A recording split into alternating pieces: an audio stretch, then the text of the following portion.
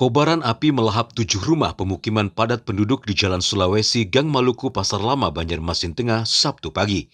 Api diduga muncul dan membesar sehabis sholat subuh. Kali di bek 23, 15 3, 88. Pasca kebakaran, terlihat beberapa korban kebakaran hanya bisa pasrah dan mencari sisa puing barang yang masih utuh.